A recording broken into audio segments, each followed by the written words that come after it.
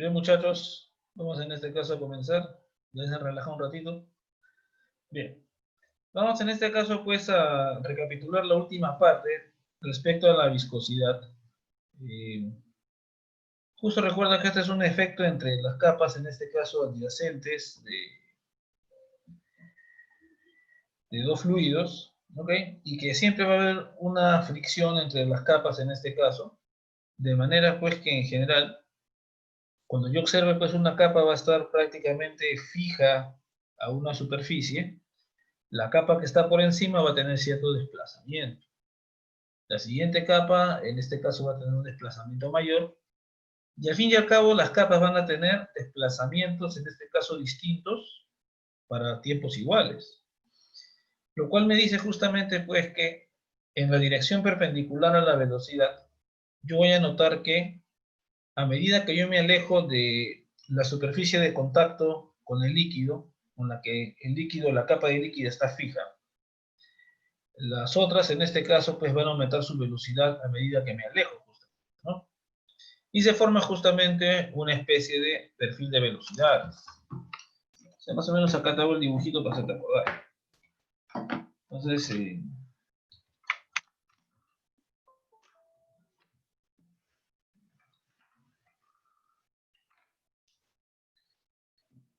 tenías aquí el fluido.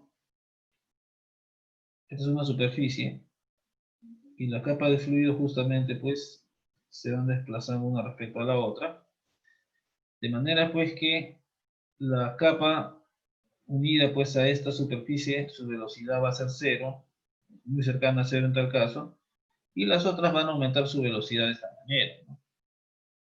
De manera, pues, aquí que en la dirección perpendicular al movimiento, yo voy a encontrar que la velocidad de cada capa, pues, va cambiando a medida que te alejas justamente de la superficie en la cual el líquido está fijo. Entonces, aquí se va a formar justamente esto llamado gradiente de velocidad. ¿Cómo cambia la velocidad de cada capa al desplazarte en la dirección Y? Que simplemente, muchachos, en principio, nosotros tomaríamos, si quieres, simplemente como la derivada de la velocidad respecto de Y en este caso, ¿no? Aunque como ya te expliqué, la velocidad también puede cambiar en otras direcciones. Solo estoy considerando el cambio en la dirección perpendicular nada más.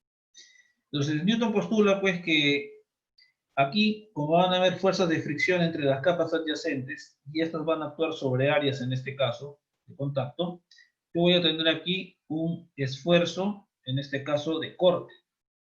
Un esfuerzo de una fuerza tangencial que actúa sobre un área, en este caso. Una fuerza distribuida de manera tangencial sobre un área. Entonces, ese esfuerzo, F entre A, según Newton, en este caso, es proporcional justamente aquí a esa gradiente, a cómo cambia en este caso.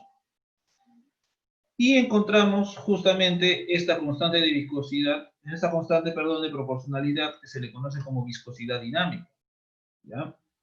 En algunos libros utilizan la letra mu para representarla en este caso, pero esa es la relación justamente entre el esfuerzo y esta gradiente de velocidad. Recuerda que para aplicar esta ecuación, nosotros planteamos pues que el flujo tiene que ser recto y paralelo, ¿ok? Para poder encontrar y justamente entender que ese cambio de velocidad, en el caso que lo quieras plantear así, ese cambio de velocidad represente justamente la diferencia de velocidades entre dos capas, en este caso consecutivas. O sea, una va con B y la siguiente iría con B más ese incremento. Entonces, básicamente para considerar esos detalles, ¿no? Un fluido en este caso paralelo, recto en este caso, de las capas. Bien, esto en la clase pasada ya habíamos visto. Entonces, lo que nosotros vamos ahora a ver, justamente lo siguiente.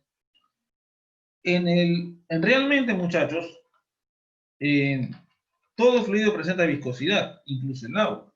Pero hay unos que presentan la viscosidad más acentuada que otros. Entonces, por ejemplo, en este caso aquí, vamos en este caso a observar una ley en este caso, que se conoce como la ley de Poiseuille. Justamente el trabajo de este señor, en el sistema CGS, se utiliza justamente la viscosidad dinámica de las unidades de Poiseuille. ¿ya? Pero, muchachos, en el sistema internacional, la unidad de viscosidad, de la viscosidad dinámica no tiene en este caso, pues, un nombre especial, su unidad. Simplemente las que proporcionan las unidades del sistema internacional. Entonces, vamos en este caso a estudiar un fluido viscoso que circula en régimen laminar. Acuérdate del régimen laminar. Todos van, en este caso, las capas van parejitas, de manera recta en este caso, ¿ok? Estamos lejos del régimen turbulento. Régimen turbulento, todo se mueve el champazo, es un caos. Aquí como que se mueve de manera ordenada las capas de fluido.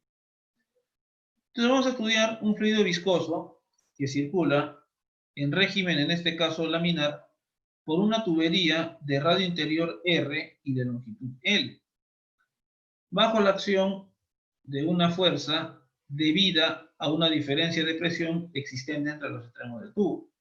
O sea, fíjate acá. Yo voy a tener aquí entonces un cilindro, tengo el líquido dentro, en este caso aquí. Vamos a encontrar que hay una diferencia de presiones, fíjate acá, que en principio, en este caso, no debería existir en un líquido no viscoso, porque en el líquido no viscoso por Bernoulli, si acá tiene velocidad, acá también va a tener velocidad en este caso. Pero cuando tratamos un líquido viscoso, nosotros tenemos que ganarle a esa fuerza asociada a la viscosidad, esa fuerza de oposición, hay que ganarla. Entonces, para eso, entonces, para que se mueva un fluido viscoso, tiene que existir una diferencia de presiones en este caso. Para que haya una fuerza resultante, y esa fuerza resultante, justamente, pues, elimine, en este caso, el efecto de viscosidad. Entonces, mire, estamos en un tubo horizontal, ¿eh? Ni siquiera estamos en un tubo inclinado para echarle el pato a la altura de la diferencia de presión. Tiene que haber una diferencia de presiones en este caso para que haya movimiento. Entonces, muchachos, aquí tu gradiente de velocidad ya no va a ser en este caso una dirección vertical, en este caso aquí. Justo los puntos que he marcado de rojo son todos los puntos del líquido que están en contacto con la superficie de esa tubería. Entonces, en el caso que hemos estudiado, cuando está el líquido en contacto con esa superficie de la tubería, la velocidad de todos esos puntos es cero. Y más bien, a medida que tú te alejas, hermano, de las paredes del tubo, va aumentando la velocidad. De manera, mis queridos amigos, que la velocidad debería ser mayor justamente en el punto central, el punto más alejado justamente pues de la superficie, donde la velocidad del líquido es cero. Entonces, en el anterior tú te alejabas de la superficie y aumentaba la velocidad. Entonces, en este caso, desde todos los puntos aquí, si tú te vas en la dirección radial, justamente, hermano, todos esos puntitos, hermano, ahí, van a justamente aumentar su velocidad a medida que te alejas de la capa con que está en contacto el líquido, con, en este caso, la tubería. Entonces, ahí debería ser la velocidad mayor. Entonces, si yo empiezo a medir la gradiente, desde el centro, empiezo a medir la distancia, a medida que mi distancia aumenta, mi velocidad va disminuyendo. Si me voy alejando en la dirección radial, desde el centro hacia los bordes, en este caso, donde la distancia es R, donde está en contacto el líquido con la tubería, la velocidad va disminuyendo. Entonces aquí, yo encuentro que la gradiente de velocidad simplemente la voy a considerar en la dirección radial. Y yo estoy considerando esto negativo porque para mí, en este caso, R justamente va desde 0 hasta R, desde que su velocidad es máxima en el centro hasta que su velocidad se hace 0. Por eso que esa gradiente en este caso pues va a ser negativa, por la dirección que yo estoy tomando. Ya sé si va a ser importante cuando analicemos esto, si te viene en la práctica. Entonces, yo voy a analizar este pequeño capa cilíndrica en este caso. Esta pequeña capa cilíndrica.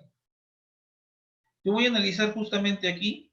Acá solamente voy a analizar sobre esta capita nada más. ¿Ya? Voy a analizar la viscosidad, hermano, sobre esta capita. ¿Ok?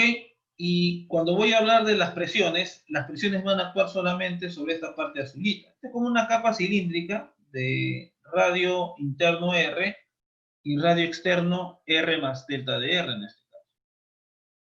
Entonces, aquí yo voy a tener justamente la presión. Y estaría actuando justamente, hermano, sobre toda esa área.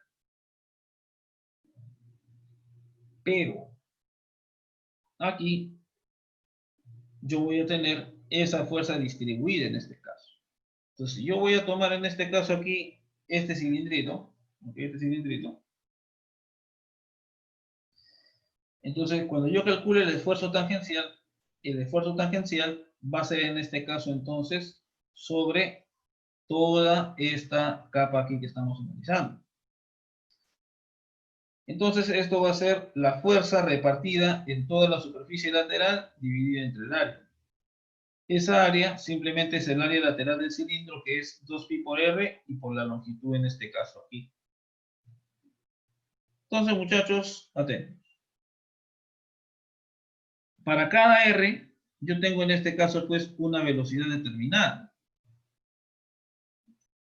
Entonces, la capa cilíndrica, cuyo radio interno es R, y en este caso radio externo delta de R, tiene una velocidad V para dicho radio. Entonces, para cada radio, esa capita, justamente ahí, va a tener su valor, en este caso la velocidad va a ser fija. Entonces, yo puedo asumir equilibrio por capas. Claro, yo sé que la velocidad va a cambiar. Yo asumo, por ejemplo, para esta capita, asumo que la velocidad es V1. Para esta capita que es más grande, pongo su velocidad que va a ser V2. Y analizo justamente las fuerzas que actúan en este caso, las debido a la presión, y las otras justamente que van a actuar de acuerdo a la viscosidad. Entonces, ese esfuerzo, recuerda que la fuerza es igual justamente, o el esfuerzo, perdón, es igual a la fuerza sobre el área. Entonces paso a multiplicar aquí y ya tengo el esfuerzo. Por otro lado, yo sé que esto de aquí, de acuerdo a la ecuación de Newton, va a ser justamente igual a esto de aquí. Pero como yo estoy trabajando con módulo, y yo sé que la presión 1 es mayor que la presión 2, todo este término es positivo. Si yo tomo mi gradiente en la dirección radial, justamente donde se va reduciendo la velocidad, entonces tú sabes que tu gradiente va a ser negativo. Como estamos tomando módulo, le ponemos este signo menos para que también sea positivo como en la parte anterior.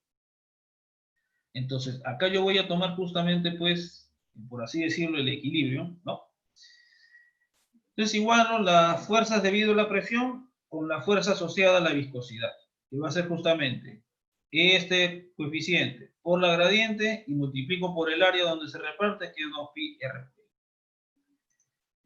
Entonces, yo voy a despejar de aquí en la diferencial de la velocidad y voy a encontrar justamente cómo es la velocidad justamente en el radio. Entonces, hay que tener en cuenta que cuando R es igual al radio, cuando está en contacto el líquido con la tubería, la velocidad va a ser 0. Entonces, yo de la parte de arriba despejo esta expresión. ¿Ok? Yo despejo esta expresión. Entonces me va a salir esto de aquí. Ahora, cuando yo haga mi integral, para un radio R, yo voy a tener cierta velocidad. Pero cuando el radio sea el radio total de la tubería, justamente es cuando el líquido está en contacto, justamente pues con el fluido, entonces el líquido va a estar en contacto con el tubo, perdón, entonces esa velocidad va a ser 0.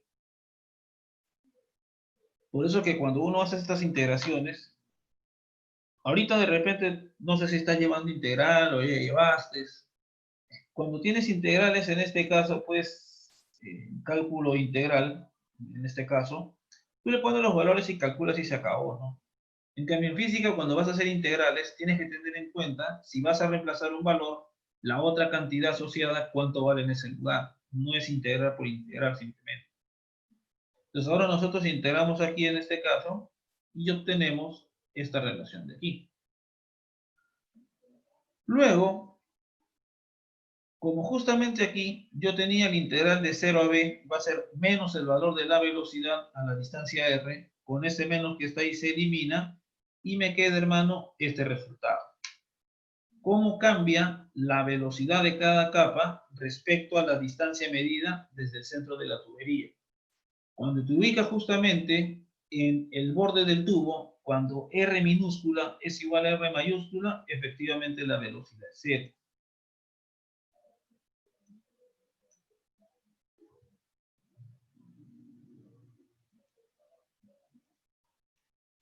Entonces, muchachos, lo que yo tendría es esto.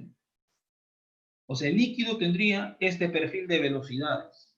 ¿Te acuerdas que en la clase pasada vimos de un perfil de velocidades? Entonces, considerando justamente pues un fluido laminar, ordenado, rectilíneo y todo lo que quieran, entonces, este va a ser el perfil de velocidades. La velocidad va a ser 0 en este caso aquí, y a medida que te vas alejando radialmente pues del tubito, entonces la velocidad va a ir aumentando.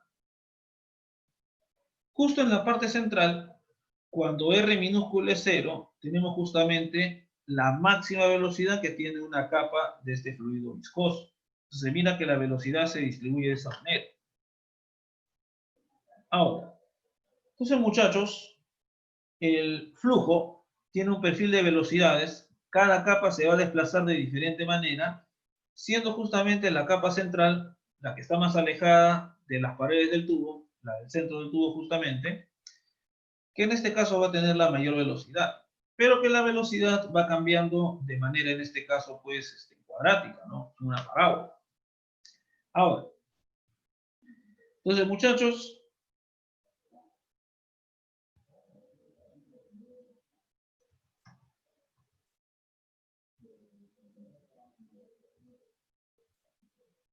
ahora, ya, faltaba esto de aquí.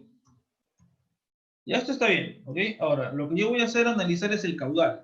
El caudal es justamente la razón entre el volumen y el tiempo. Entonces, ahora fíjense acá. Entonces, vamos a calcular el caudal.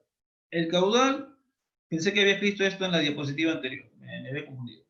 Calculemos el caudal, que es el volumen de fluido que atraviesa cualquier sección normal del tubo en la unidad de tiempo. Entonces, consideremos una capa cilíndrica de radio interno R, radio externo R más delta de R y longitud L.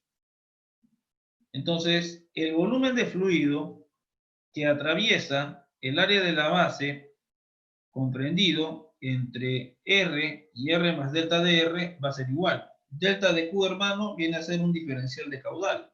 En este caso aquí.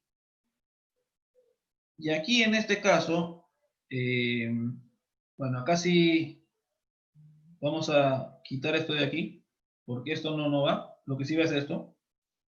Tú sabes en este caso que cuando hicimos la ecuación de continuidad, A por B era constante. Pero esta era justamente la derivada de la velocidad respecto del tiempo, del volumen respecto del tiempo, que es el caudal. Entonces, si yo quiero un diferencial de caudal, entonces yo me voy a fijar, por ejemplo, yo sé que cada capa va a tener su propia velocidad y que con el área, es decir, con la ubicación de esa área va a cambiar la velocidad. Entonces mi diferencial de caudal va a ser esto. Esto de acá es el caudal, ahí me pateo.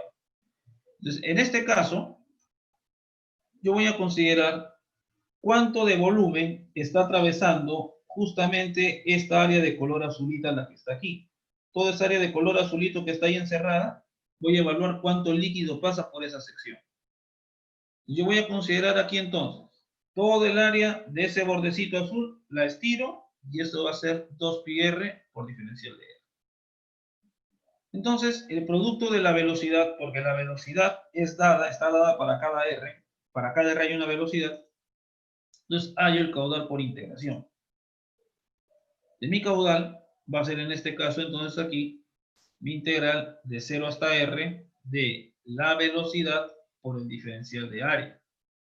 Reemplazo aquí, integro esto de aquí. Eso para ti es un chiste, es integral, no lo voy a operar. A esta altura ya tú estás teniendo integrales. Entonces, hermano, este va a ser el caudal. Pi por la diferencia de presiones se supone que este es mayor que la presión en el punto 2, entre 8 veces la viscosidad dinámica por L y por R a la cuarta. Este va a ser, muchachos, el valor del caudal. Y yo de aquí puedo encontrar justamente una velocidad promedio. Una velocidad promedio, hermano, justamente aquí, para poder en este caso, pues, evaluar. Yo sé que la velocidad es variable en todos los puntos aquí, pero yo puedo reemplazar todo esto y estimar un valor, en este caso promedio, donde toda capa, perdón, tendría la misma velocidad. Sé cómo encontrar el valor promedio, en vez de reemplazar esta velocidad variable con la distancia radial, con una velocidad promedio para todas las distancias de las capas. Entonces, como el caudal va a ser el área por la velocidad, justamente lo que está aquí, entonces mi caudal lo voy a igualar al área total de la tubería por una velocidad promedio. Entonces, despejo la velocidad promedio aquí y obtengo justamente que mi velocidad promedio va a tener en términos de estos detalles.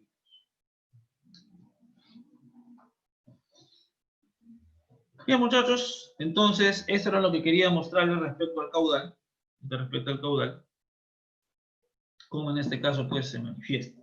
¿Ah? Entonces, bien, esta es una ecuación justamente donde viene la viscosidad. Ahora, un detalle en esta ecuación, muchachos. Si no hubiera viscosidad, ¿cuánto saldría esto?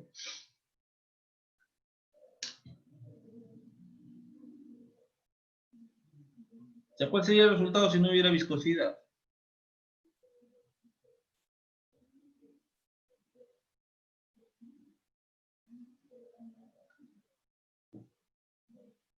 Y tengan en cuenta también que si no hay viscosidad, no debería haber diferencia de presiones. Pues estos detalles son bien curiosos, ¿no? Ahora, no vayas a pensar tampoco, pues, que esta diferencia de presiones va a ser gigante en este caso. No, o sea, hay una diferencia de presiones, sí, pero no es tan grande en este caso, ¿no? ¿Cuándo va a tener que ser la diferencia de presiones más grande? Cuando tengas un líquido con mayor viscosidad. ¿Ok? Entonces, ahí, por ejemplo, tomen en cuenta esos detalles. Entonces, en esta expresión, si no hay viscosidad, tampoco habría diferencia de presiones. Y no sería necesario analizar nada de el esfuerzo cortante ni nada de esas cosas. ¿Ya? Entonces, básicamente, para que veas un ejemplito de cómo evaluar la viscosidad. Ahora, la viscosidad, muchachos, también, en este caso, se manifiesta en otra situación, ¿no? Vamos a ver aquí otro movimiento bien interesante.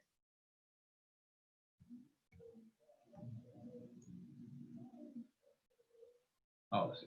Puede ser que está medio lag mi PowerPoint. A ver. Vamos a ver la fórmula de Stokes. Muchachos, tú, por ejemplo, cuando saltas un objeto en el aire, tú dices, ah, ya, en caída libre, ¿no? Listo. Yo le voy a ser bastante honesto en este sentido. En la academia nunca te mencionan esto, pero ahora como estás en la universidad, ahora sí que mencionarte. O sea, realmente cuando un objeto se mueve en cualquier fluido, de todas maneras, va a haber, en este caso, una oposición de ese medio al movimiento del objeto. O sea, de todas maneras, un objeto que se mueve en el aire, tú lo sueltas, por más que tú pretendas, yo lo doblo el papel para que no haya tanta área, para que haya en este caso no actúe el aire, de todas maneras el aire actúa.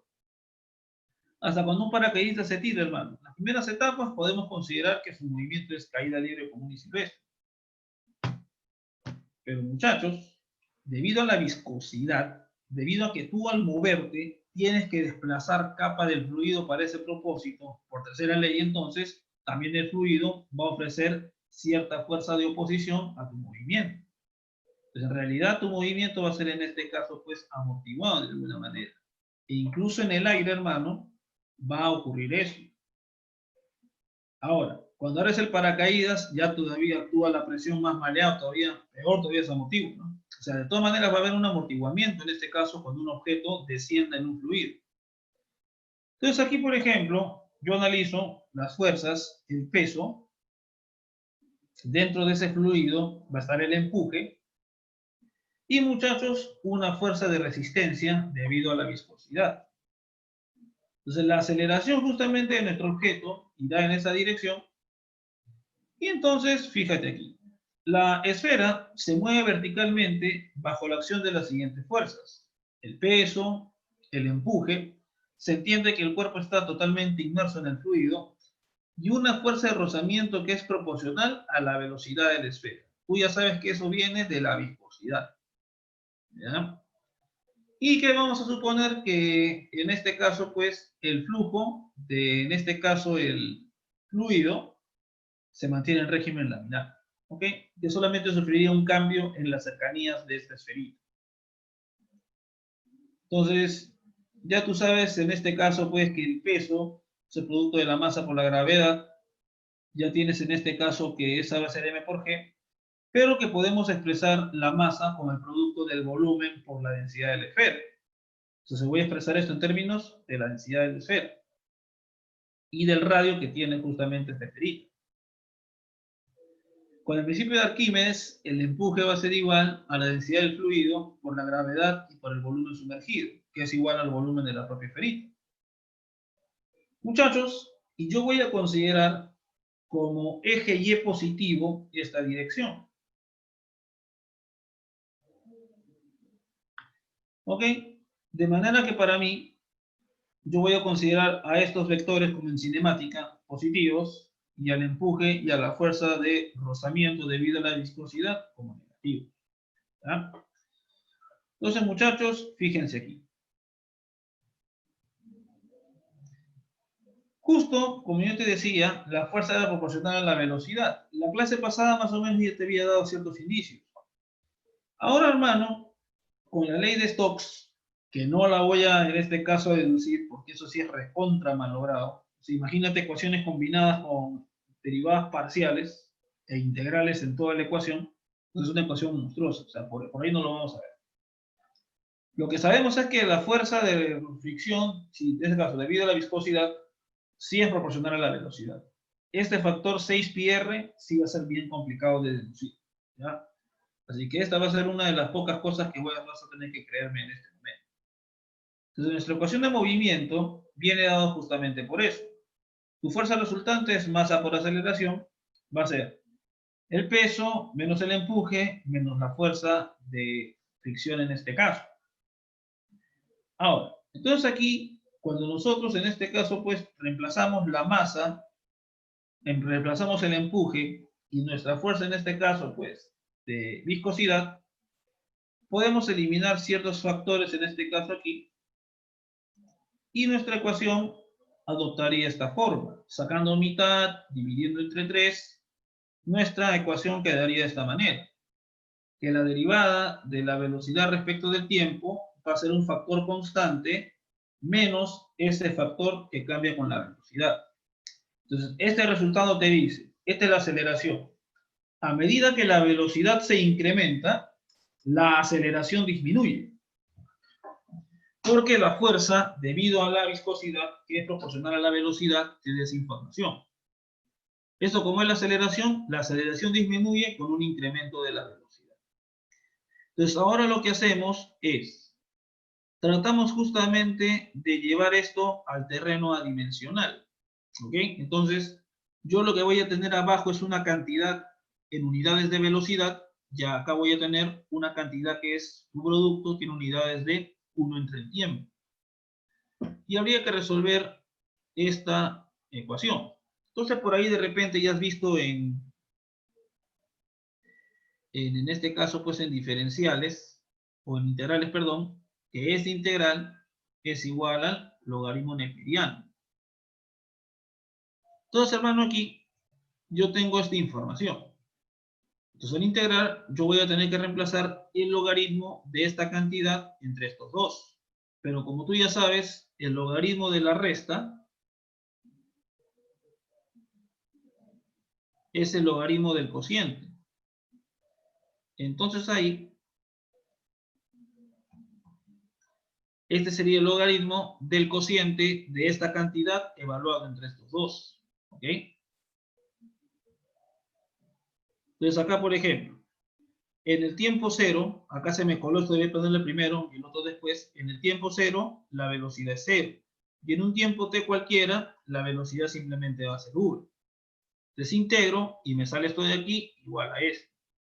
Tú sabes que el logaritmo es la inversa del exponencial, entonces al elevar al exponencial, encuentro la velocidad de aquí, igual a esto de aquí, y despejo esta ecuación que está bien.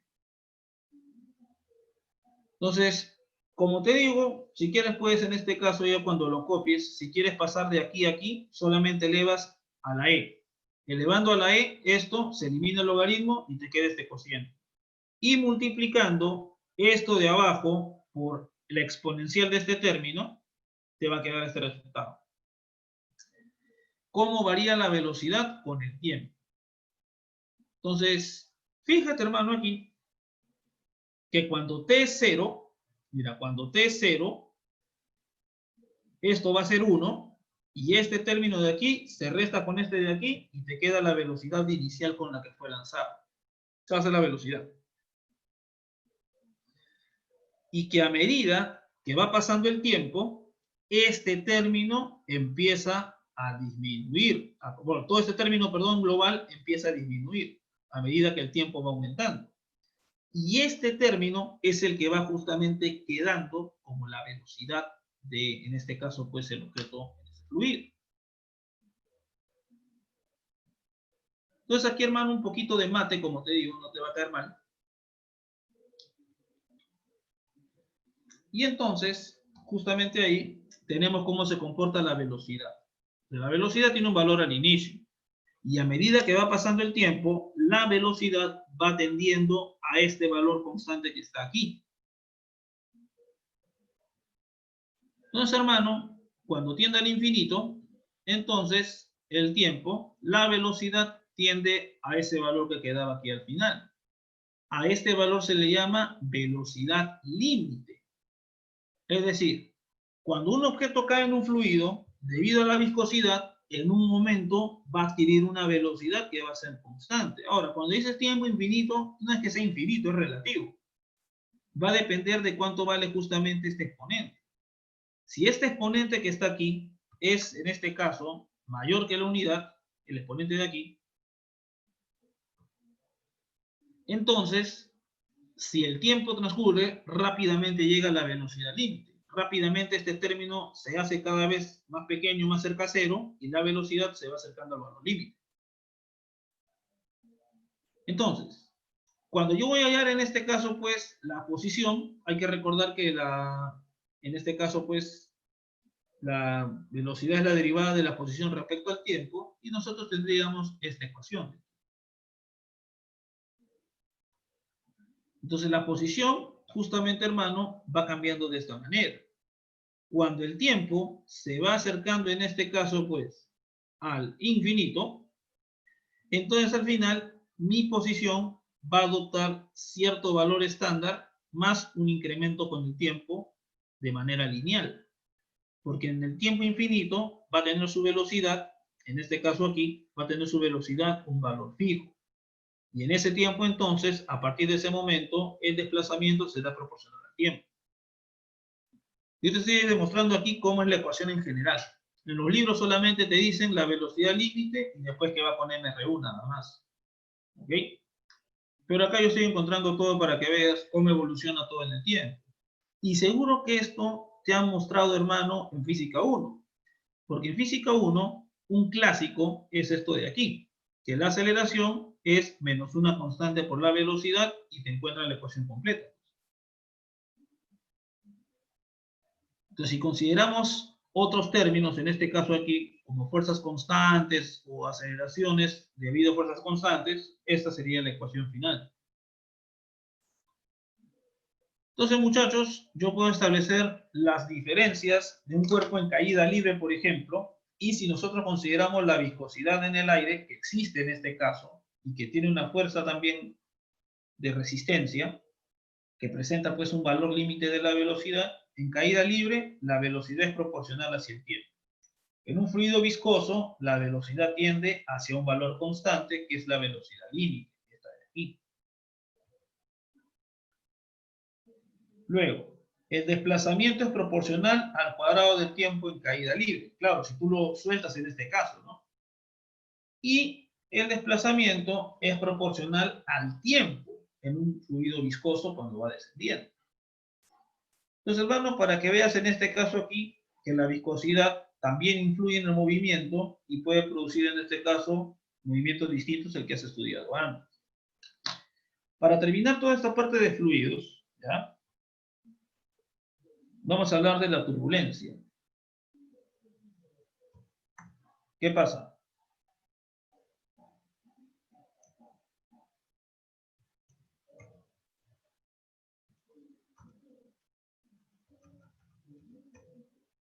¿Qué pasa ahí?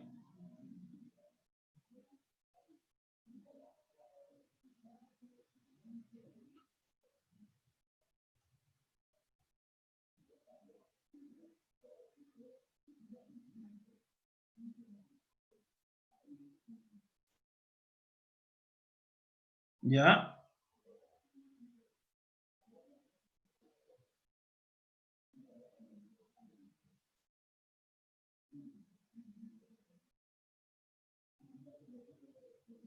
Estamos esperando, hijo. ¿Qué cosa quiere decir para continuar? Por si acaso sí yo chequeo yo con calma. Ya, compadre, ya, chama, espera el tiempo. Es que esta sí le he hecho cuando está usando, pues, hermano. Ya, vale. Ya, listo. Entonces, muchachos, vamos a hablar de la turbulencia. Entonces, aquí, fíjense.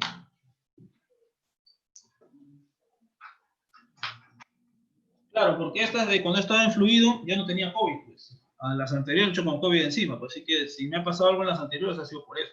Esta sí lo he hecho en todos mis cabales. Ahora miren, pues. Entonces, cuando la velocidad del flujo del fluido se vuelve suficientemente grande, el flujo laminar se rompe en este caso hacia abajo y la turbulencia se establece.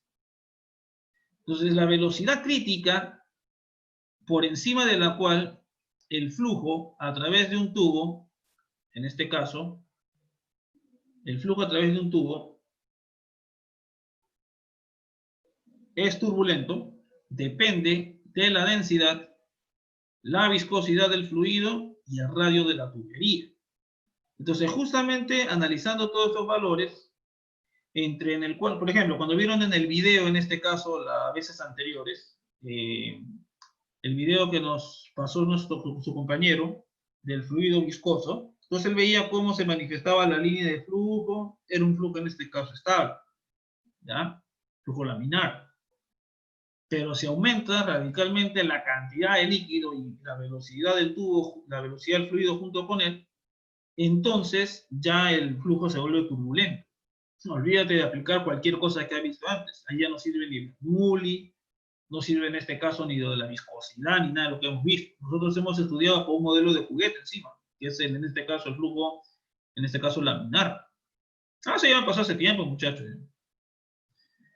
Ya estoy ya más o menos hace un mes que estoy. Entonces, muchachos, miren. Entonces, el número de Reynolds justamente es el que caracteriza esas cuestiones. Cuando se observa la cantidad, en este caso, pues la velocidad del líquido, la viscosidad, el radio de la tubería, la densidad del fluido, entonces, hasta ciertos valores, en este caso el número de Reynolds, que es este número adimensional, para cierto rango de valores, se puede asumir tranquilamente, como en el video que pudimos ver la clase anterior, que el flujo era justamente laminar. Y que puedes aplicar Bernoulli y todo lo que has visto en las clases anteriores. Pero cuando rebasa de cierto valor el número de Reynolds, ya es porque el líquido está en otro régimen donde ya no puedes aplicar nada de lo anterior. Entonces B va a ser la velocidad promedio del tubo. Entonces, en las observaciones que se han hecho, cuando el número de Reynolds, que es este cociente de aquí, de todas las cantidades asociadas, es menor que 2000, tú puedes seguir aplicando Bernoulli y todo lo que se estado aplicando anteriormente. Y es turbulento cuando este número de Reynolds supera los 3000. Entre esos valores puede ser que este número vaya aumentando, pasando de laminar, en este caso turbulento, o que se vaya reduciendo, pasando de turbulento a laminar. ¿Ok? Básicamente es como para saber, dependiendo de los datos, si puedes o no aplicar todas las ecuaciones que hemos estudiado anteriormente. ¿Tá? Esto era lo último respecto a fluido, muchachos. ¿Ok? Y les voy a dar 10 minutos para que a las 11 comencemos ya con la parte de lo que es calor y toda esa cuestión. ¿Ya? Bien, muchachos, entonces a las 11 continuamos. ¿Ok? Ya está. Bien, muchachos, entonces voy a dejar de compartir. Aprovechen para ir al baño y todo lo demás. ¿Ya? Ya.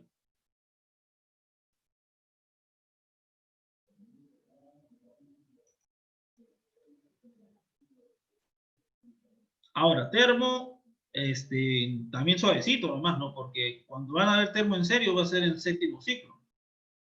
Ahí sí van a demostrar todo así con estadística y toda la nota, ¿no? Ese es más bacán.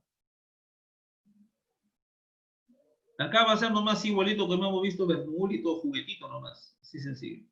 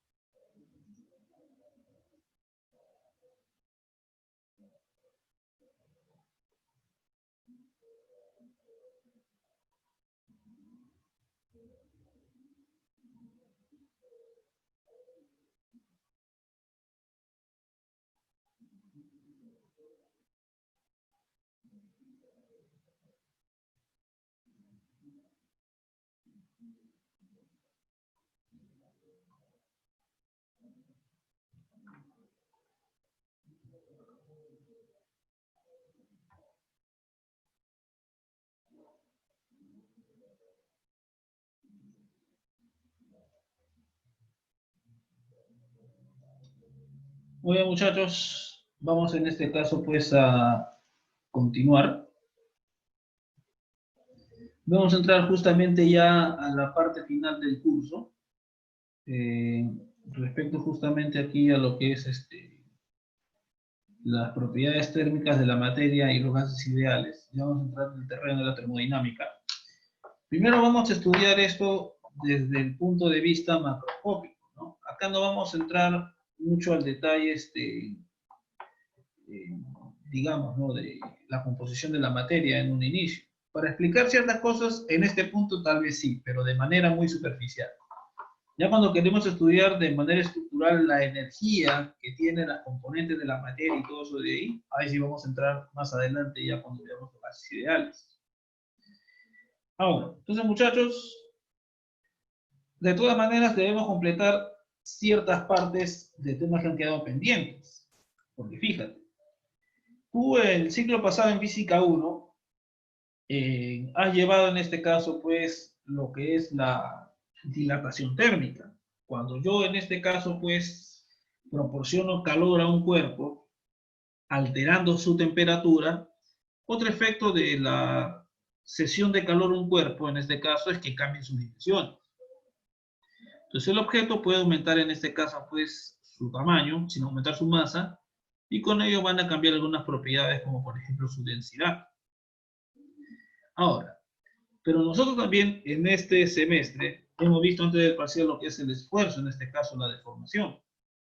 Entonces, así como la temperatura puede producir, en este caso, cambios de longitud, también acuérdate pues hermano que las fuerzas, en este caso, pueden cambiar también la longitud de un objeto. Entonces yo voy a enfrentarme ahí a dos situaciones.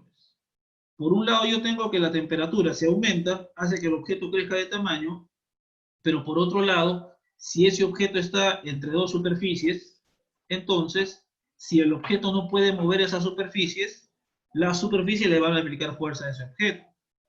Y esas fuerzas van a producir también en este caso una oposición a ese cambio de longitud. O sea, voy a observar entonces, por un lado, cambio de longitud de acuerdo en este caso a la temperatura y un cambio de longitud debido a las fuerzas que están evitando justamente que este objeto se expanda. Dependiendo cuál va a ser mayor que el otro en principio, no va a ser eso eterno. En algún momento tú sabes que si aumenta mucho la temperatura y esas superficies no aplican la fuerza suficiente, o de repente aplican la fuerza suficiente y el objeto no la soporta, simplemente el objeto se parte. Entonces, muchachos, vamos a analizar justamente esto del esfuerzo térmico. Pues aquí, por ejemplo, ya viste esto anteriormente en Física 1, como te digo, dilatación térmica, han hecho inclusive el laboratorio de eso. O, no, o han visto dilatación térmica, ¿cierto? ¿O no, no han visto dilatación térmica? En Física 1. Sí. Sí, ya listo. Entonces, muchachos, ya, con esa premisa, entonces, si sujetamos los extremos de una varilla para evitar su expansión o contracción, o sea, los fijamos, en este caso, y luego variamos la temperatura, aparecerán esfuerzos de tensión o compresión llamados esfuerzos térmicos. La varilla quiere expandirse o contraerse, pero las abrazaderas no la dejan. Se está fijo en este caso unos puntos. Los esfuerzos pueden ser tan grandes que deformen irreversiblemente la varilla, o sea, se estiran o se comprimen y pasan del límite, en este caso elástico, y ya ese cuerpo se deforma irreversiblemente, no hay manera que recupere su forma original, o dependiendo de la magnitud de esa fuerza, termina rompiéndose. Entonces, justamente este detalle tienen que tomar en cuenta los ingenieros a la hora de diseñar estructuras. Muchos de los, en este caso, pues, accidentes que ocurren en las construcciones es porque no se toman en cuenta estos detallitos de la temperatura. Parecerá tontito porque tú ahí dices, profe, pero yo he calculado y los cambios de longitud son en milímetros. Pero muchachos, si no le das un juego para que pueda estos milímetros expandirse o contraerse, las estructuras pueden aplicarse fuerzas tan grandes que se rompen. Por eso que también se tiene que tomar en cuenta el esfuerzo térmico para estas estructuras. Ahora, no sé si tú te has percatado, pero este invierno que hemos experimentado, hemos llegado a menos temperatura que otros años. Y en el verano, la temperatura se ha incrementado bastante. O sea, ahorita la diferencia de temperaturas de la máxima y la mínima en Perú ha aumentado. Esa diferencia es más grande. Y ahora este esfuerzo va a ser en este cambio de temperatura, esta dilatación térmica se hace más importante todavía. Entonces, muchachos, hay que tomar en cuenta esos detalles a la hora de diseñar las estructuras.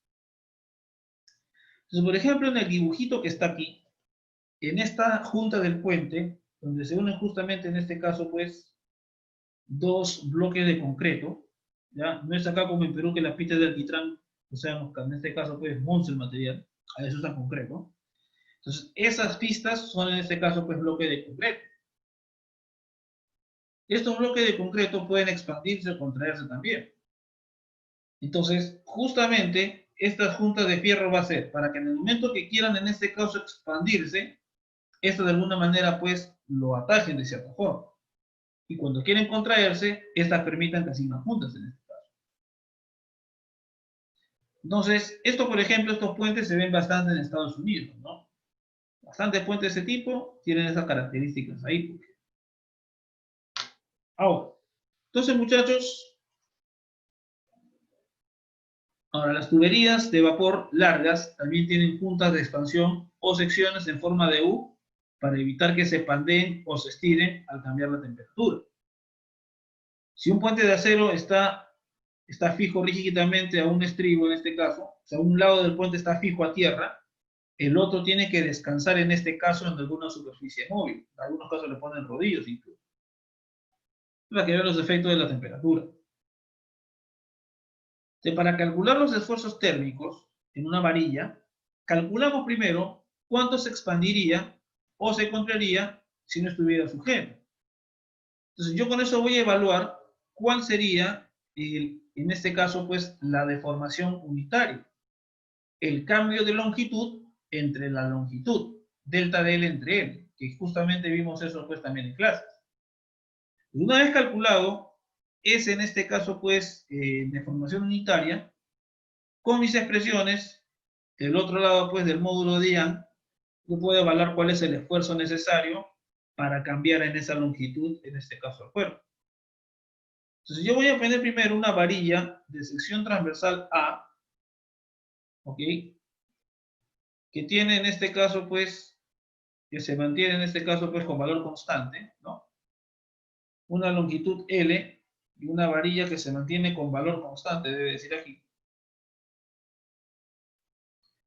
Mientras se reduce la temperatura, un cambio de temperatura negativo, entonces, esto en este caso hay que usar un esfuerzo de tensión para mantener su longitud fija. Entonces, esto de aquí, tú lo conoces de dilatación.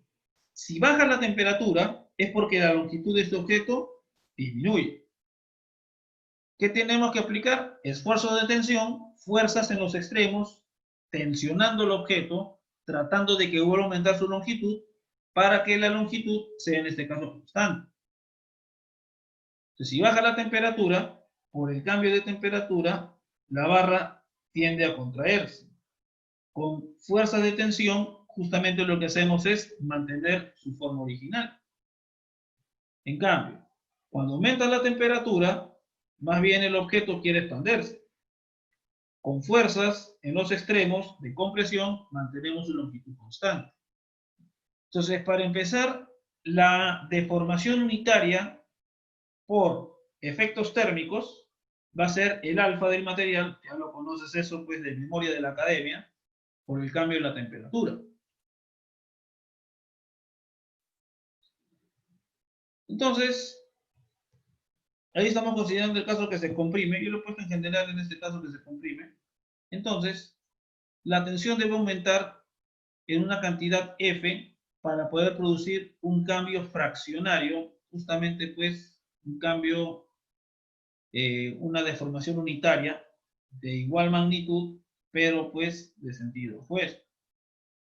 Recordando que el módulo de Young es el esfuerzo entre la deformación unitaria, tenemos que la deformación por tensión sería justamente ese cociente de ahí, la deformación unitaria por tensión, y que si nosotros queremos que la longitud se mantenga constante, entonces la suma de los cambios por la temperatura y por la tensión debe ser cero.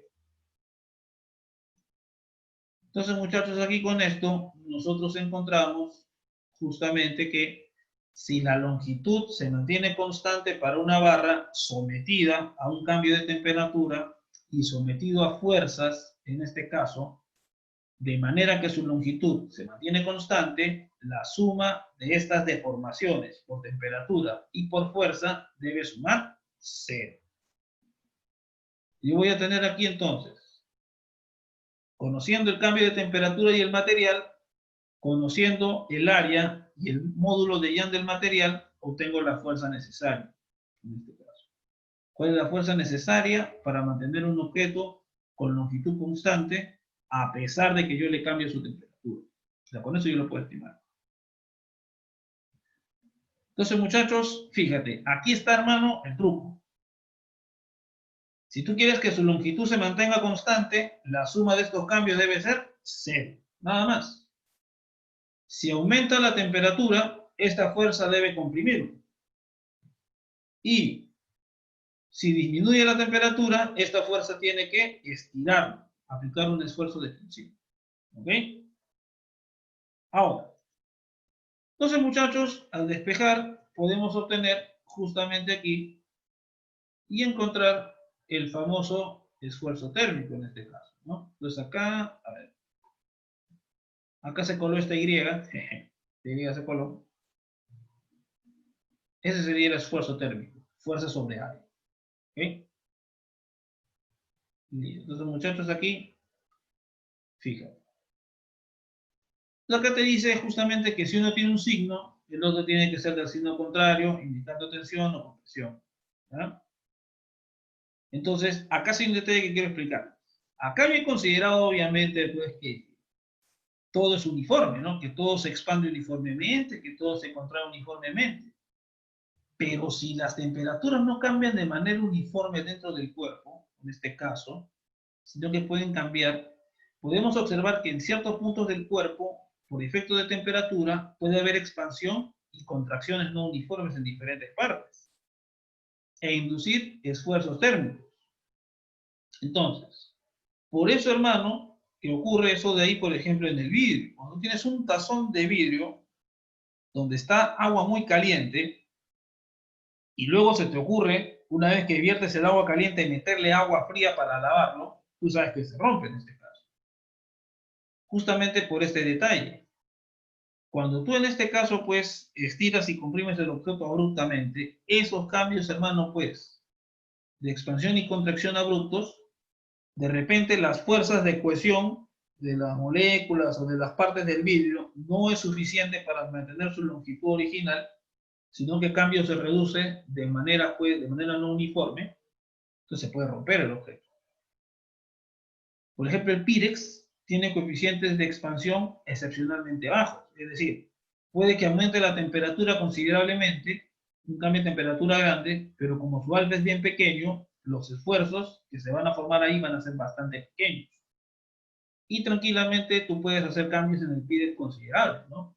Hay Pirex que soportan, muchachos, hasta 350 Celsius, más o menos, un poquito más incluso. O sea, cambio de temperatura bastante abruptos, hay materiales que sí lo soportan.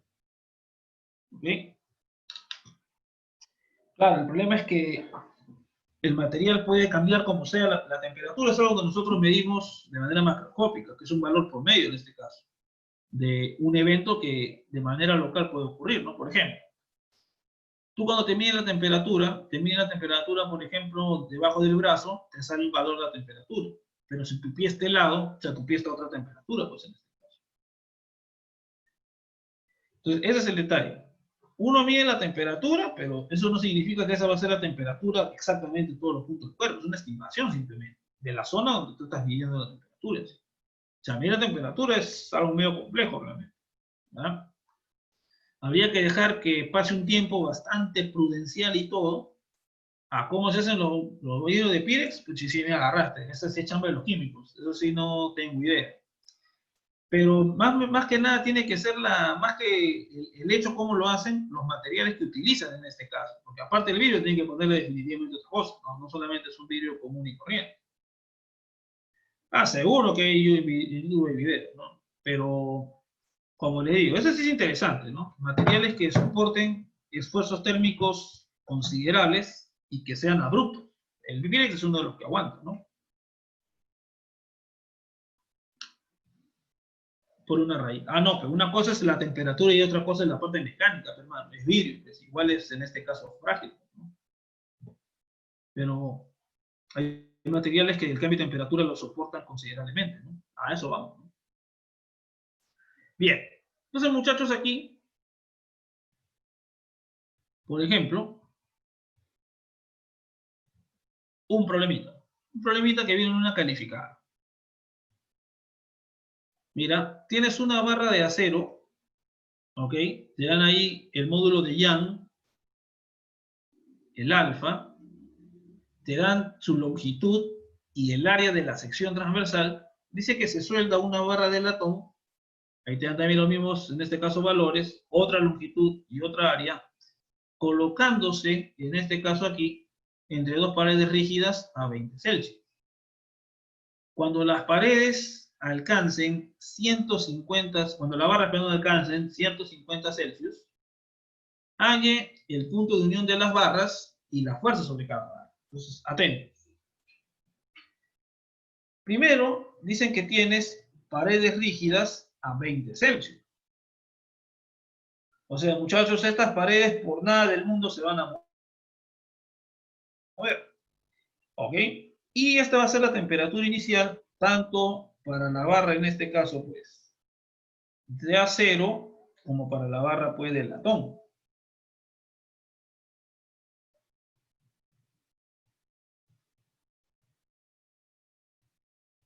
Están en conjunto colocadas aquí. Se entiende que sus valores iniciales aquí es 40 centímetros aquí para el latón, y en este caso 20 centímetros para el acero. Se entiende que esta va a ser la temperatura inicial de cada barra. Luego todo el conjunto hermano se eleva en este caso hasta 150. Te preguntan, ¿cuál es el desplazamiento del punto de unión de las barras? ¿Qué barra en este caso pues se va a expandir más? Entonces fíjate aquí los datos.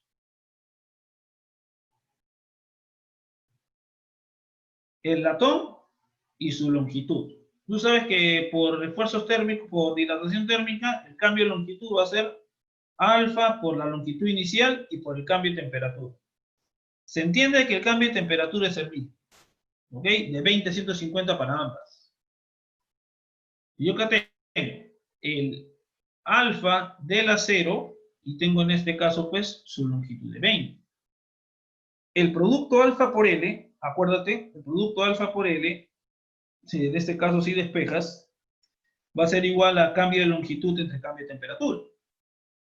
Entonces, como el latón tiene mayor producto alfa por L, se entiende entonces aquí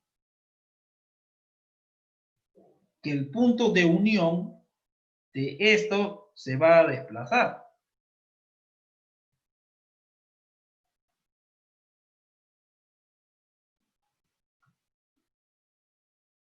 Te piden calcular este desplazamiento de aquí.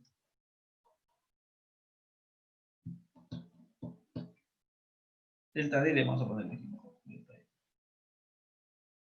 Muchachos, ¿cómo planteas esa solución, mi querido amigo?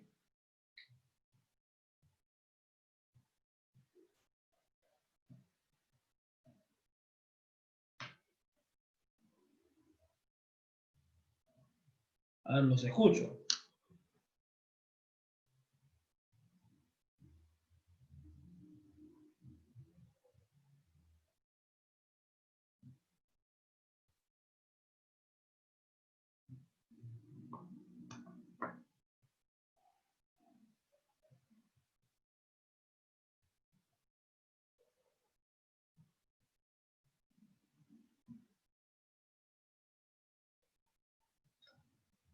Ya, primero, una pregunta así recontra Monse, ¿eh? ¿La longitud de las barras de cada una es igual? ¿O cambia la longitud de cada barra?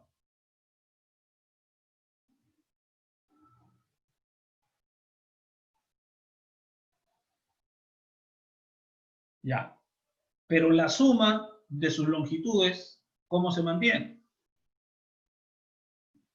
Ajá, entonces por ahí, ese es el detalle. Entonces por ahí tienen que ver en este caso. Entonces, aquí tendrían que hacer lo siguiente.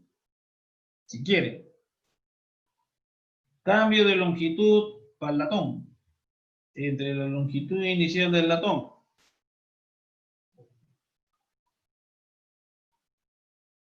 por el esfuerzo térmico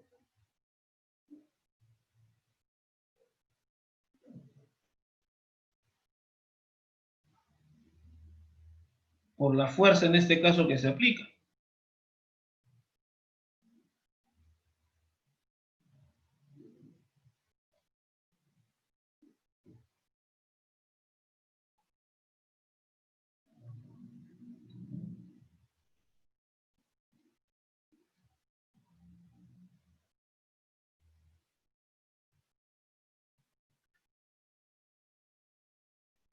Entonces, muchachos, ahí está el detalle nada más.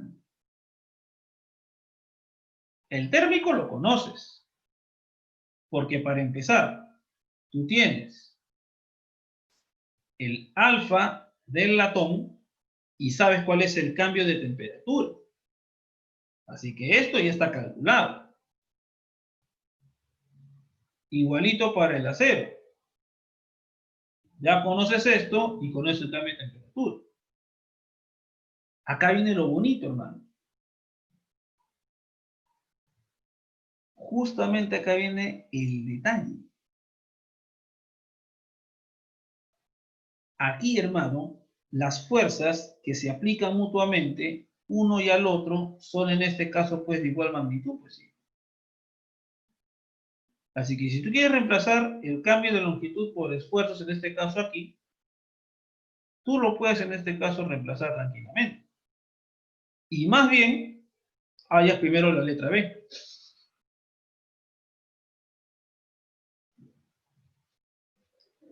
Porque ya tú sabes, hermano, aquí pues que el esfuerzo es el módulo de Young por la deformación unitaria. Entonces primero hayas la B más bien. Como ya tienes el área, tienes la fuerza y tienes todo. Y al final tú ya sabes que la suma tiene que ser C. Recuerda que una fuerza va a ser F y la otra va a ser menos F en este caso. Son de la misma magnitud, eso sí, ten en cuenta ese detallito. ¿Ya? Pero al final todo tiene que sumar 0. Una vez que tengas eso, luego te encuentras el cambio de longitud, finalmente que experimenta pues la barrita en este caso. Despejando cualquiera de los dos. Porque al final el cambio de longitud de uno va a ser el negativo del cambio de longitud del otro. Más o menos me entendieron la idea. Ya ustedes lo acaban. Esta es pregunta de calificada en este caso. Una vez puse esta pregunta. Entonces, básicamente, por ahí despejan justamente el detallito en este caso. ¿Ya?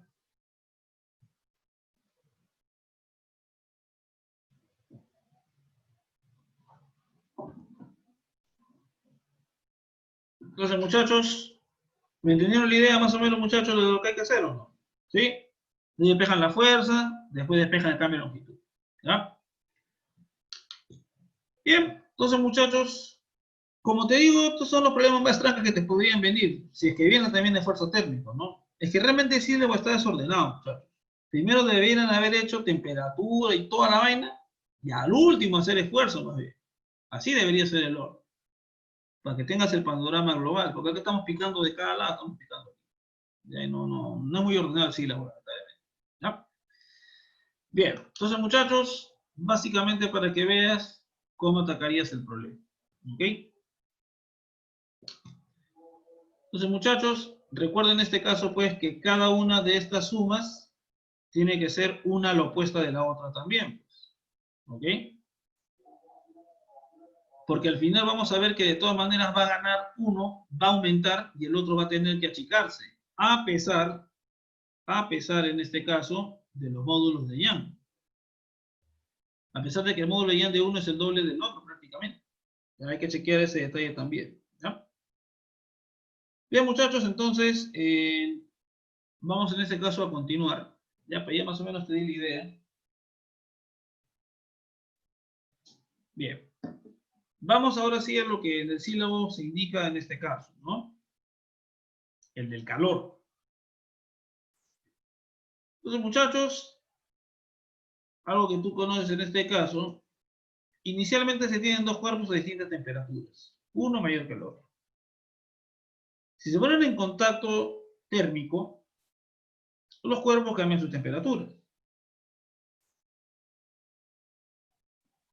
Y en este caso, muchachos, cuando alcancen pues el equilibrio, justamente ahí, ambos cuerpos tendrán la misma temperatura. Al alcanzar el equilibrio térmico, sus temperaturas finales son iguales y se simboliza dicha temperatura con TEQ, y experimentalmente se encuentra que la temperatura de equilibrio está entre el rango de valores de las temperaturas iniciales del cuerpo. O sea, si un cuerpo está entre 20 y 50 Celsius, uno está 20 y el otro 50, la temperatura solamente puede estar en ese rango de valores experimentalmente.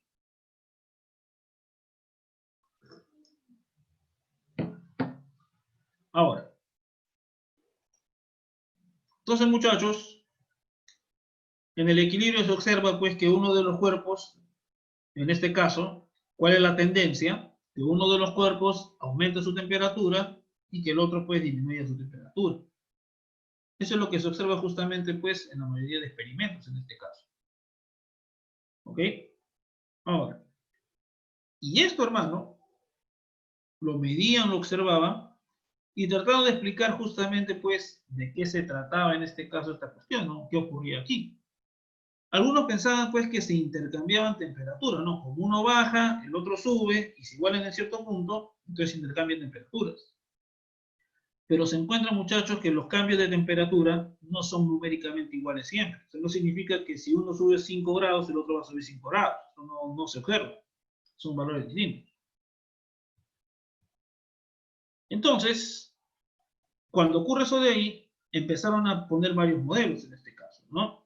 Entonces, lo que sí se observaba era que al descender la temperatura del otro, de uno, y al aumentar la temperatura del otro, se puede entender esta situación como una transferencia entre los cuerpos, donde uno de ellos pierde algo, mientras que el otro justamente gana ese algo a la vez.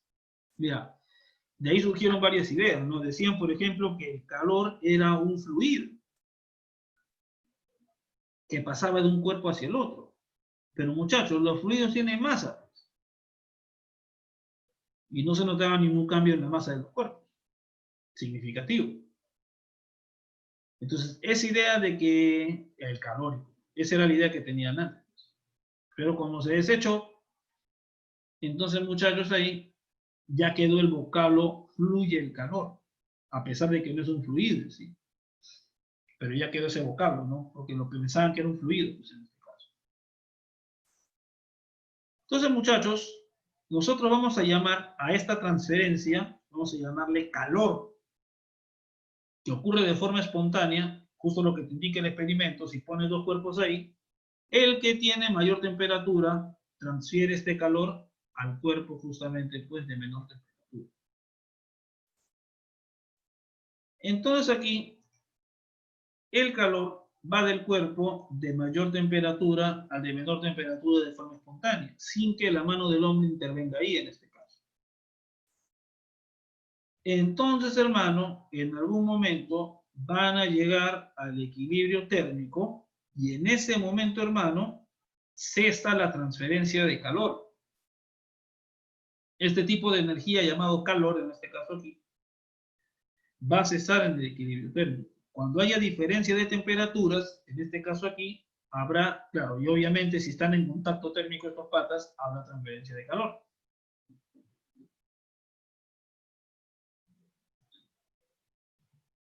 Entonces, fíjense acá. Entonces, en este caso, muchachos, cuando estemos en el equilibrio térmico, esa transferencia de calor cesa. Entonces, si yo sostengo la diferencia de temperaturas entre dos cuerpos, yo puedo hacer que siempre transfiera calor uno hacia el otro de manera indefinida. Si yo sostengo cada uno con su temperatura respectiva, en este caso. Pero en el momento pues, que tengan la misma temperatura, esa transferencia cesa. ¿Ok? Son detalles que tú conoces en este caso desde la academia, solamente que le estamos trayendo a colación.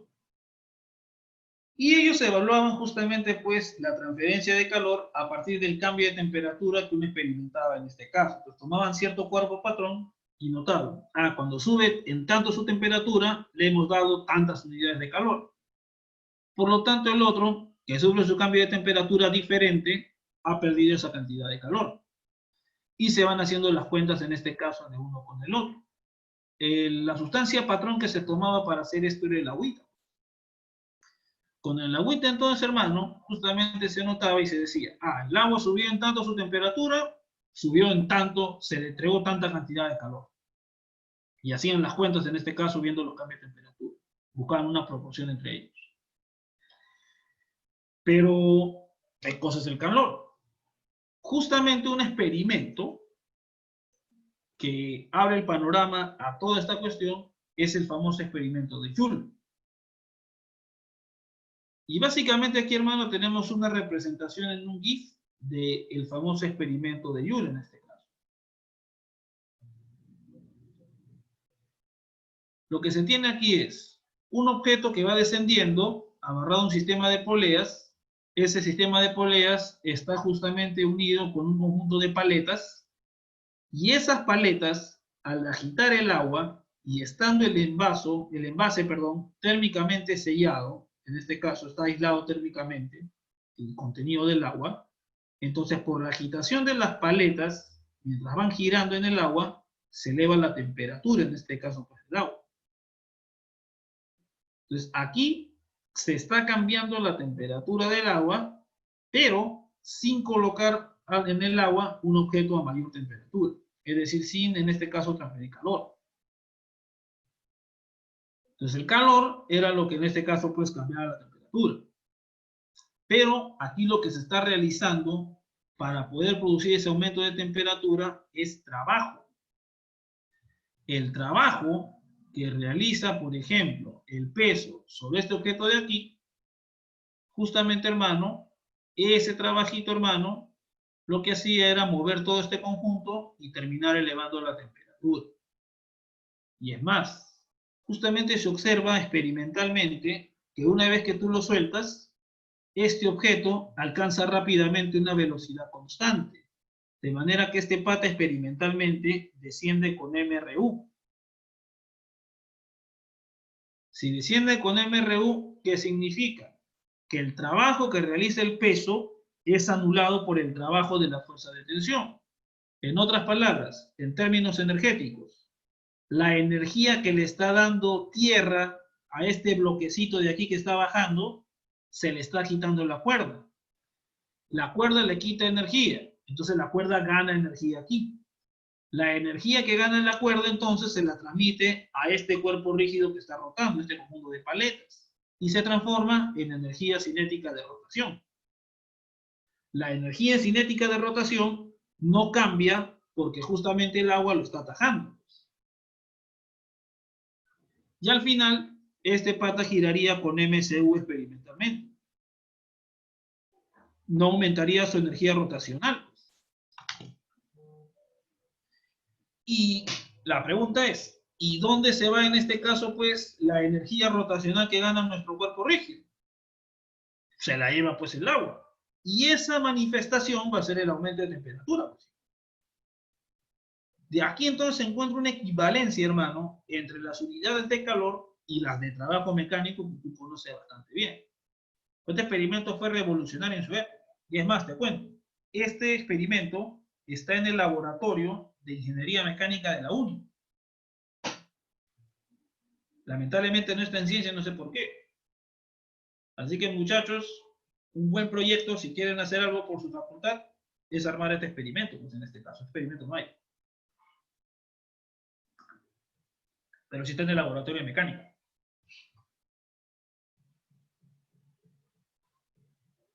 Ya, entonces, eso por ejemplo es interesante, ¿no? Ahora, este experimento es conocido como el equivalente mecánico del calor. Muestra que el trabajo produce los mismos efectos que el calor, es decir, el cambio de la temperatura.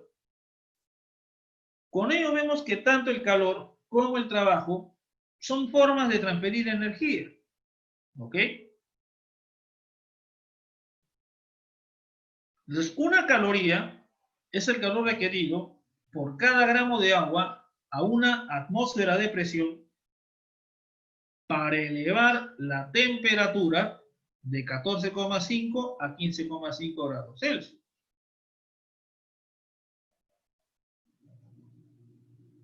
Y muchachos, por este experimento se encuentra la equivalencia entre las unidades que se usaban, en este caso tomando el cambio de temperatura de la agüita, ¿ya? Y la equivalencia justamente en trabajo mecánico. Pues le digo, si pueden hacer esto, normal, no se sientan obligados, ¿no? Porque cuando se reactive todo van a tener que también reactivar otras actividades que tenían seguramente. Algunos trabajaban, otros en este caso dictan clases, qué sé yo, ¿no? Si tienen tiempo, chévere, ¿no? Pero sería bonito que en alguna exposiencia, y no tiene que ser ahora que están en física general, no puede ser para más adelante incluso, pero si lo hacen, bacán. Claro, como le digo, si lo pueden hacer ya de repente cuando están en sexto ciclo, séptimo ciclo, bacán. Eso es interesante.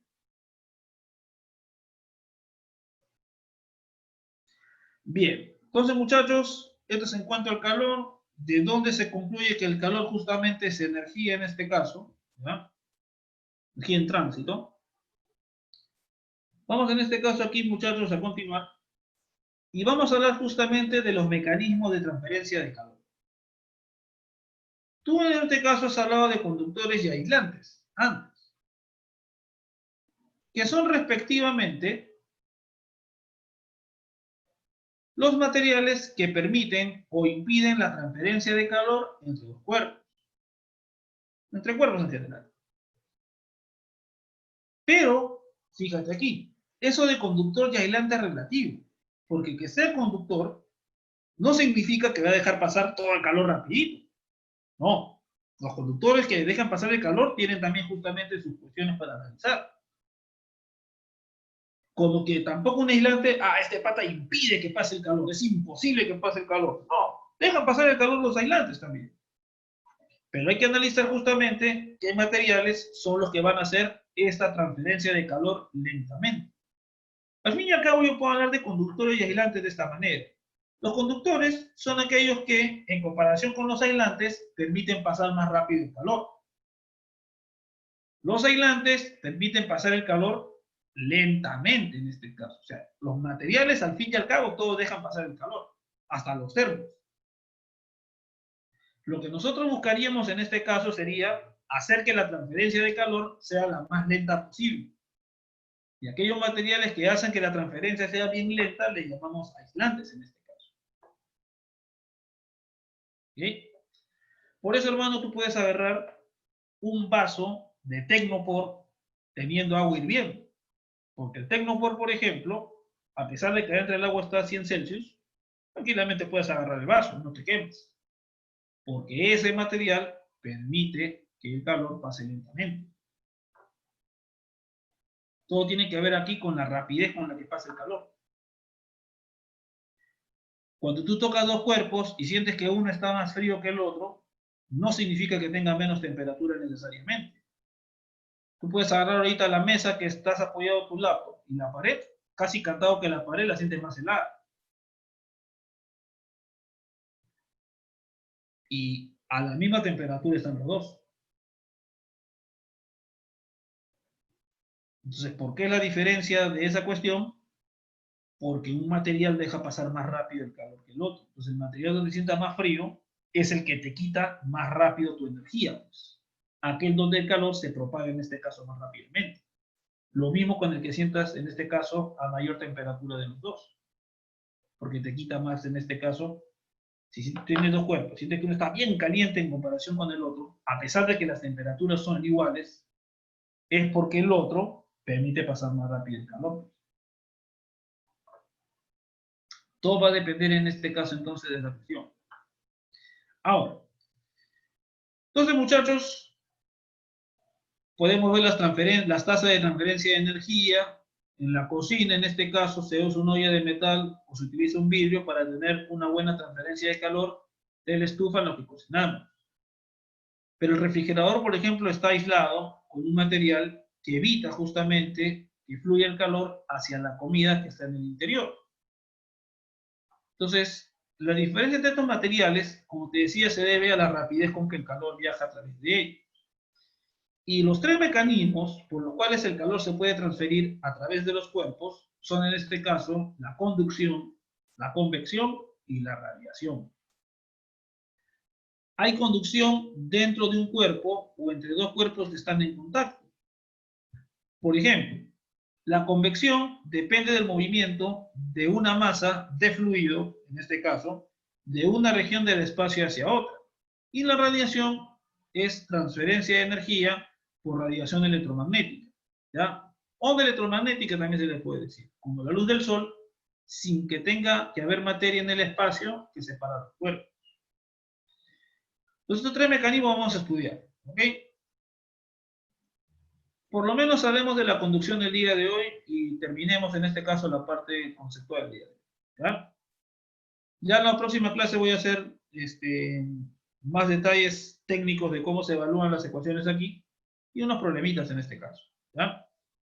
Por favor, el día miércoles cuando sube el video de esto, trata de hacerte el problema que dejé ahí pendiente. Quiero respuestas en este caso, muchachos, ya para la otra semana, ¿ya? Entonces, muchachos, aquí fíjense. Por ejemplo, en la conducción, sujetamos, por ejemplo, el extremo de una varilla de cobre, en este caso aquí, y colocamos en el otro una flama. El extremo que sostenemos en este caso se calienta cada vez más, aunque no esté en contacto directo con la flama en este caso. El calor llega al extremo más frío por conducción a través del material. Entonces, básicamente esta animación como que te dice en este caso cómo se va preparando el calor a través de este material. Y muchachos, te cuento que en los sólidos esta manifestación del calor por conducción es más acentuada que en otros, en este caso estado de la materia. No quiero decir que no hay conducción en líquidos y gases, pero en sólidos es un mecanismo principal de conducción del calor. Para los líquidos y gases que son fluidos, tenemos la convección, que es un mecanismo principal para transferir calor. No digo que no se pueda dar la conducción en sólidos, perdón, en líquidos con gases. Se puede dar. Pero si comparamos esa conducción con la de los sólidos se la lleva por varios órdenes de magnitud. Es más importante la conducción en sólidos. A nivel atómico, y es una explicación en este caso, bastante en este caso, pues, por así decirlo, no forzada, digamos bastante elemental, porque acá hay más cosas que analizar. Ya cuando llegues a estado sólido, ahí sí vas a calcular de verdad qué es la conductividad del calor y toda esa nota. Ya, ahí recién vas a ver eso de verdad, sus orígenes en este caso. Aquí solamente vamos a citarlo de manera solamente, digamos, sencilla para que tienes una idea pictórica, básicamente, del asunto. Entonces, a nivel atómico, los átomos de las regiones más calientes tienen mayor energía cinética, que en promedio tienen sus vecinos más fríos. Así que en las colisiones que se van comunicando unos a otros, en este caso aquí, estos electrones que están más cerca de la región con más temperatura, al momento de chocar, le van transfiriendo algo de su energía al vecino que tiene en este caso, pues, menos energía cinética. Y entonces eso se va transfiriendo a través del material de esta manera. Entonces, los átomos no se mueven, ya tú sabes eso de ellos, ¿no?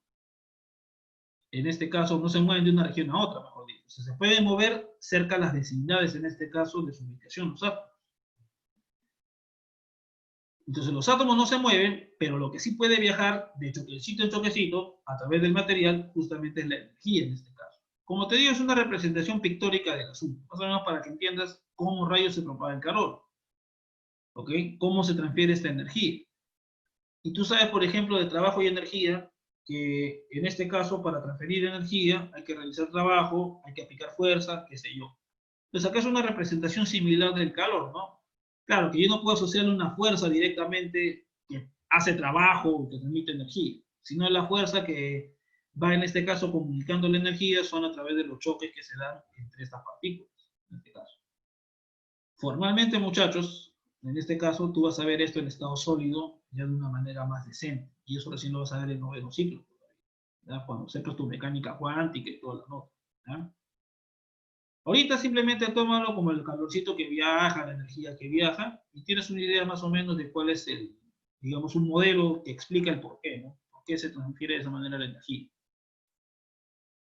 Ahora, entonces muchachos aquí, la mayoría de los metales usan otro mecanismo más eficaz para conducir el calor.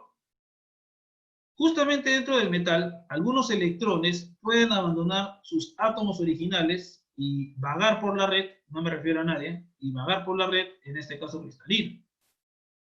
Estos electrones libres pueden llevar la energía rápidamente de las regiones más calientes del metal a las más frías. Por ello, los metales generalmente son buenos conductores del calor. El asunto, muchachos, es los electrones, porque eso sí se puede mover a través del material y eso sí pueden aportar energía. Pues una varilla metálica a 20 Celsius se siente más fría que un trozo de madera a 20 Celsius porque el calor puede fluir más libremente de la mano al metal, justo lo que te indicaba al inicio. La presencia de estos electrones libres también hace, en general, los metales sean buenos conductores eléctricos. Solo hay transferencia de calor entre regiones que están a diferente temperatura. Y la dirección del flujo es de la temperatura más alta a la más baja.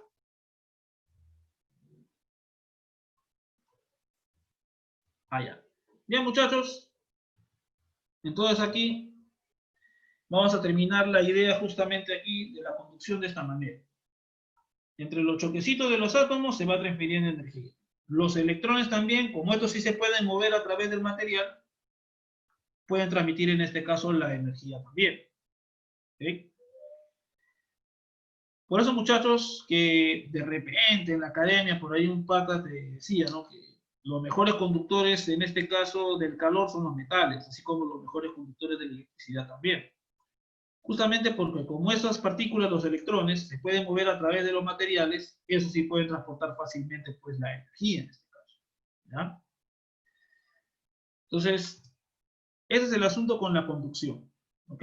Ya en la próxima clase vamos a hacer la ecuación de la conducción del calor, efectos cuantificables de la conducción del calor en este caso también. Y muchachos, vamos a ver también la convección de manera bastante superficial, porque de la convección, muchachos, hay muchas ecuaciones empíricas. Yo me he dado el tiempo de leer algunos libros de ingeniería en este caso, pero mira, nunca, o sea, conceptualmente lo único que podrían tomarte de la convección es en este caso algunos ejemplitos, nada más, ¿no? Pero en sí, de lo que sí vamos a desarrollar numéricamente es de la conducción y de la radiación. De eso sí vamos a desarrollar en este caso bastante. Entonces, como le digo, ese es el detalle nada más, ¿no? Entonces, en sólidos, la conducción. Este es el mecanismo mayoritario de transferencia de calor en los materiales sólidos, en este caso la conducción. En fluidos en movimiento, va a ser la convección. Y en ausencia de materia,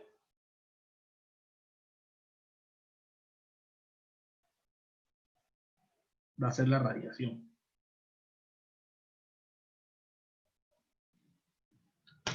Entonces, muchachos, estas tres vamos a analizar en este caso, pues, ya con calma en la próxima clase. ¿Ya? Si no acabamos solo, no te preocupes, hermano, porque tenemos tiempo en este caso. ¿Ya? Como tenemos en este caso, nos quedan, ¿cuántas semanas de clase hemos hecho? Hemos hecho 8, nos quedan 6 semanas de clase, la semana pasada, nos quedan ahorita 4 clases más, me parece, si no estoy equivocado. O sea, mejor dicho, 4 semanas más de clase creo que parece que hay, si no, no me equivoco. ¿Ya? Así que tenemos tiempo para ver todo, porque estos temas en realidad no son muy largos, muchachos. ¿Ya? No son muy largos los temas de calor, de esta cuestión. ¿Ya? Así que tenemos tiempo para hacer problemitas en este caso. Más bien, si de lo que hemos visto de esfuerzo térmico, o de los temas que vamos a ver, o de Bernoulli que hemos visto, tienen algún problema, que han querido hacer y no les sale, lo pueden compartir en este caso, acá en clase, y ya yo me comprometo a hacerlo de repente, pues, al final de la clase o la siguiente, ¿ya? Para que estén listos para su examen final, en este caso, para sus calificadas, ¿ya? Estudien, muchachos, por favor, ¿ya? La idea justamente es que, o sea, la idea es que aprendan el curso, ¿no? O sea, aprender es bueno, pero si aprendes es que por consecuencia vas a probar, ¿no? Pues tienen que ponerse a practicar también un poquito, ¿ya? Bien, muchachos, eso sería entonces todo por hoy. Buena pregunta. La respuesta es, estoy en conversaciones, ¿no? Porque ahorita, ¿cómo se llama? El profesor, como el profesor Robinson se retiró, también ha quedado vacante el curso de física 3. Pues. Ya, entonces, pero vamos a ver si me dan ese horario, ¿no? Porque más que nada es por el horario que es temprano. El horario es de 8 a 10, y lo mismo día, lunes y miércoles, pero de 8 a 10. Entonces, ese va a ser el asunto. Bueno, sí, el profesor Robinson se retiró. Mejor dicho, lo retiró la pandemia en este caso.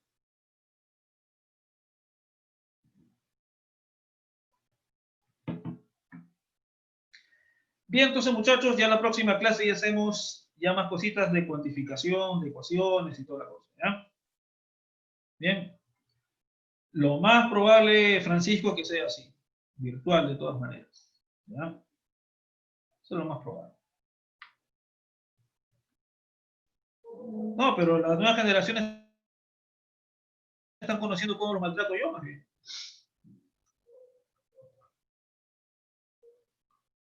No, por ejemplo, ¿se acuerdan? Había un alumno que se quejaba que lo trataba mal, qué sé yo. El pata ni dio ni el examen parcial, digo.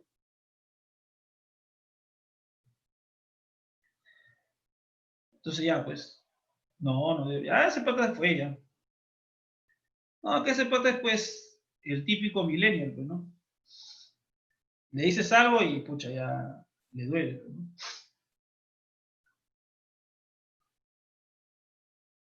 Ya, ya, muchachos. Ahora sí nos vemos entonces, ¿ya? Por favor, vamos a estudiar duro, ¿ya? Ya nos estamos viendo en este caso el día miércoles. Ya, muchachos. Listo.